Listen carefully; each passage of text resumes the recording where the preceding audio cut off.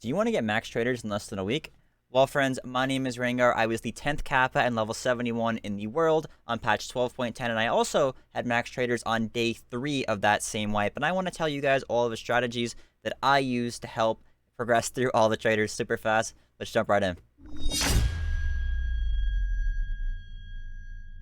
No matter what your goal is on a fresh wipe, getting max traders quickly and efficiently is going to help you reach those goals. That's why in this guide, we're going to be talking about preemptively doing tasks and the big picture when it comes to tasking. We're going to talk about avoiding dead-end tasks or brand new tasks that are unknown. We're going to be talking about the main components of progression. What is the number one most important thing that lets you progress? We're going to also talk about the best starting maps, what maps to avoid, what maps to play, and then we'll talk about advice to help you get Kappa super fast. Let's jump right in, guys. So, big picture tasking is one of the most efficient ways to get through progression. Now, this is what will separate veteran and new players when it comes to speeds of progression, and big picture tasking refers to doing all of your tasks at once. You don't tunnel vision on just one task, because when you start off right from proper, you get the debut task, which is the kill the scavs and get the shotguns, right? But don't forget that you have all of these tasks as well. You have to do all of these as well if you want to get Kappa or breeze through progression fastly.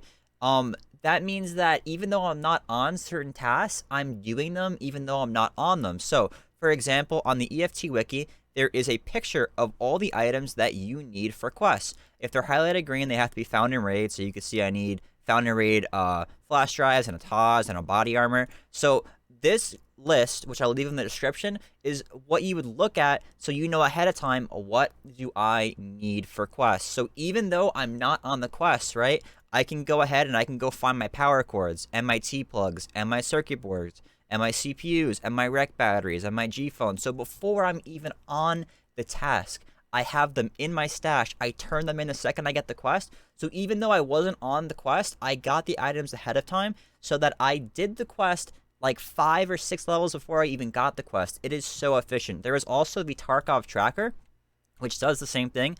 It's an interactive list where you can make an account and you can like keep track of the items that you have. And it's a really good way to keep track of what you need, what you don't need. I prefer the picture personally.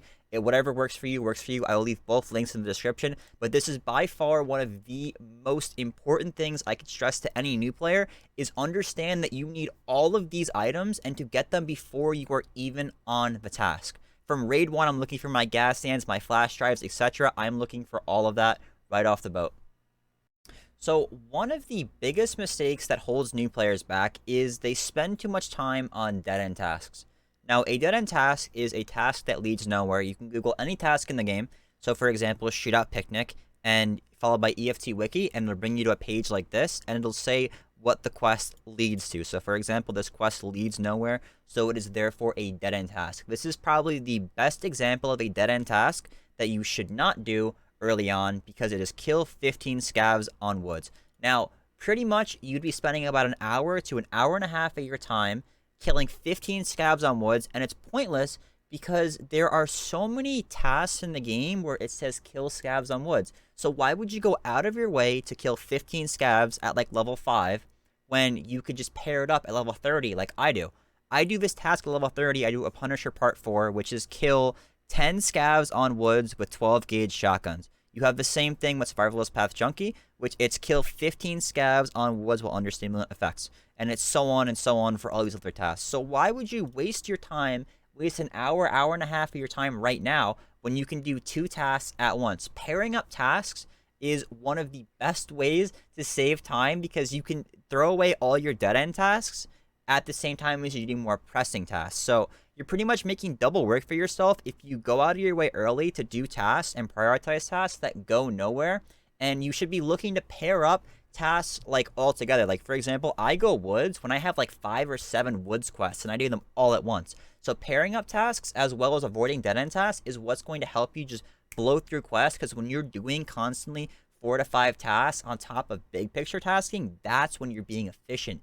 That is when you're tasking, and when you're not doing extra work, that is when you are blowing through the levels and leaving everyone else behind. So this is going to sound extremely cliche, but one of the most important factors to your progression is actually survival. Without surviving, you cannot get out with found and raid items. You cannot get out with quest items like bronze pocket watch, etc. The way that I do that is personally, I just avoid combat altogether unless I have to. I am a W key labs main PvP oriented player. I play the game for PvP, but the first week of wipe, I will actively avoid any fights that I can because avoiding fights guarantees my survival and that guarantees me getting my quests done in the first 3 to 5 days of wipe. And then once I have max traders, I'll fight everyone I see because I'm done with my progression. I got my shit done. Now I can fight players and I can do my Kappa quests like Shooter Born in Heaven and like Punisher Part 6, etc. But like avoiding those early fights is okay because everyone needs everything. You don't have any wealth to fall back on. If you die for the first 3 days straight, that's gonna really suck and hurt where you're at gear wise, money wise, and even morale wise. So my biggest advice is do whatever you can to survive. And there really is no rat or chad the first week of wipe. Everyone needs everything, and people are doing whatever it takes to survive. So when talking about starting maps, most people think, oh, that's obvious. I'm going to go to customs because my first task debut says kill scavs on customs. Now you can do that. The problem is everyone and their mom is going to be going to customs. It's going to be jam-packed. The queues are going to take forever.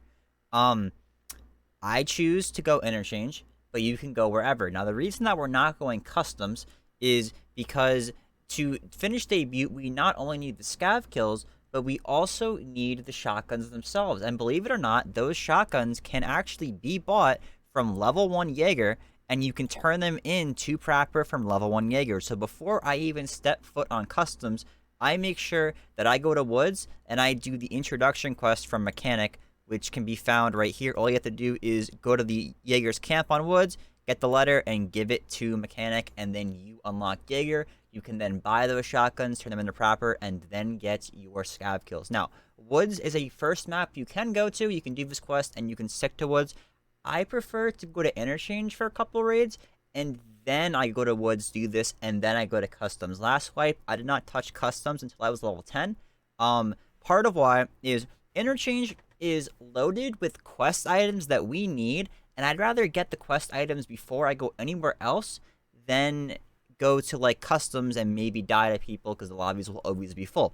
Now, on Interchange, there is so much loot to be had. There is toolboxes full of industrial things that we need for quests for Mechanic. There are small weapons crates which guaranteed have the Ishkra lunchboxes, which we need 3 of for the first Jaeger quest. So we can get those while we're on Interchange. We can get industrial items. We can get our gas analyzers from the tech stores or hideout items like light bulbs or phase arrays, etc. We can also have the chance to run into Killa. Now, if you have a Mosin, which is what I bring on my first raid with LPS ammo, you can one-tap Killa anywhere but the face shield and the helmet. So you can hit him one tap in the head. You have the chance to get a Labs keycard, class 5 armor, an insane helmet, a gun with decent ammo, or an insane ammo off just going to Interchange. So there's snowball potential. There is the chance to get all this good stuff. And then on top of that, we have the chance to get screwdrivers and elite pliers from either Back Goshen or Ollie or any industrial area. And the reason that we actually want the elite the elite pliers and the screwdriver is because there's a barter from level 1 Mechanic for this shotgun. And believe it or not, all you have to do to this shotgun is put on the plastic pistol grip and a blue laser, and this thing is good for Gunsmith Part 1. So if you get your 2 elite pliers and your screwdriver from Back Ollie and you gamma those or put them in your container, that means that you pretty much have Gunsmith Part 1 done. All you have to do is unlock level 1 Jaeger, and you have to buy the pistol grip right here, put that bad boy on, and put on the blue laser, which you can find the blue laser from level 1 Skier. So if you get those, you can do Gunsmith Part 1, and then you have the option to get your flash drives. There's even filing cabinets throughout the map. In National is a great example where you have the chance to get keys. For customs, you can get maybe customs office key. You can get maybe a march room key if you get lucky. There's some jackets there as well. So there's just so much potential for Interchange to pop off. My first raid of last wipe, I got my 3 flash drives and 2 of my gas stands off the first raid. And then my second raid, I killed Killa. So it was the most insane start I've ever had for a wipe. And going to not customs gives you the chance to do this. You could go reserve. You could go shoreline. You could go woods. I choose between woods and interchange starting off personally, but I recommend just don't go customs. Everyone does it. Why not give yourself the option to snowball and go where people aren't going? Something I almost forgot is that daily tasks and weekly tasks might change the way that we progress throughout the game. Now, they are very RNG, and overall, if you're going for Kappa or for a really quick progression, I would focus very hard on getting through the main story-ish quests to help you just get that guaranteed XP because you know what to expect. However, that does not mean to ignore daily tasks or weekly tasks. If you have very easy or like non-time consuming daily or weekly tasks, be sure to do them. But for example, if like you don't have any interchange quests and your daily is kill 7 PMCs in interchange for more than 50 meters, don't do it. Why would you go waste your time on interchange to do one task? But if you can pair this up with 4 other tasks, go ahead and pair it up and get that one done. But don't go out of your way to do tasks like survive woods 58 times if you have no woods tasks. Why would you waste your time doing that? So that's my advice when it comes to dailies or weeklies. They are completely RNG when it comes to what you will get, the rewards, etc. But maybe the XP reward isn't too good. But hey, maybe I get an Alton helmet, and maybe I want that Alton, so I'll spend an extra hour to get that free Alton helmet. That could work as well, but you have to weigh your pros and cons when it comes to the daily tasks. So when going for fast Kappa, obviously all the tips that we talked about very much so apply, but in an even bigger picture we have to be looking at tasks. So of course we need to get all of our Kappa items ahead of time so we don't have to look for them when we're on the quest. So anytime you see one, look out for it, maybe get out if it's like a really annoying one to get, like the evasion armband, or like, I don't know, the loot lord plushie can be kind of annoying sometimes. We always need XP, so doing dailies and weeklies as well as farming raiders on labs will help.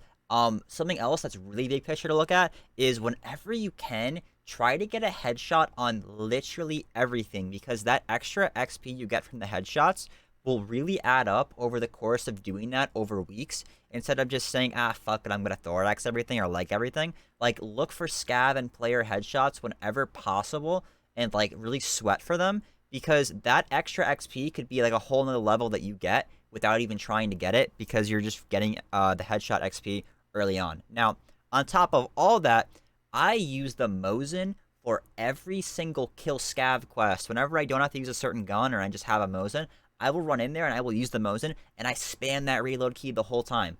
Why do I do that? You need level 9 sniper kill. I don't get through all my quests and have level 1 sniper skill. I get through all of my quests and I have like level 4 or 5 sniper skill already. All I gotta do is do Shooterborn in Heaven and pay for Mentor, and I'm done. So whenever you can, use the Mosin, spam reload, kill scavs with the Mosin, because that is part of what'll help you get that sniper skill up, which is really big picture, doing it ahead of time.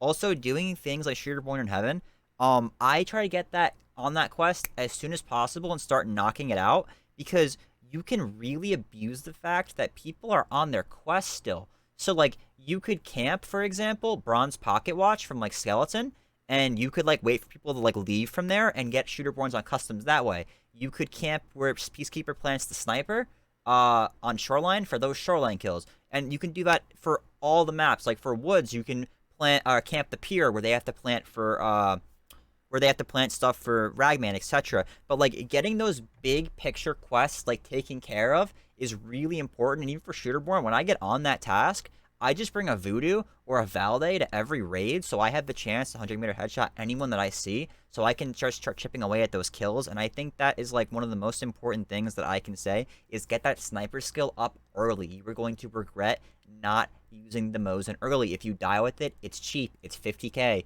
Who cares? Buy another one. Run it back. And yeah, get those items and do everything you can, and don't greed with the hard to get items. If you get an evasion armband, get the fuck out with that thing and don't sell it. You're gonna regret it. It took me a week straight of farming stashes to find Mimus Wipe. Don't greed the items. You'll regret it. Guys, that was the guide. I hope that was helpful. If you have any questions, comment down below or come by the stream. I'm gonna be live pretty much the entire first week of Wipe, just grinding away progression. If you have any questions when it comes to your your tasks, where do you find certain keys, etc. I'm also going to be around for that, but I will be around as well in my Discord. We're going to have a quest help in keys channel. We did this last wipe where if you need someone to key a door for you and maybe you have a key that they need, you can like, they'll key the door for you, you key a door for them, and like it works out where if you're on a flea market, you can get around a little bit. That works really well. Last wipe we had no problems with any team kills or anything, so hopefully that stays the same this wipe. Of course, use your best judgment, record your gameplay. Anyone found team killing on purpose will be banned from the Discord, but that is welcome for you guys to come by the stream as a resource, as well as use my Discord to either find people to play with or get access to certain rooms that were locked that you had no access to before. If you enjoyed that guide, hit the sub button, hit the bell. We're going to do a YouTube series of me going 1 to 42 from this wipe, as well as we'll just be helping anyone along the way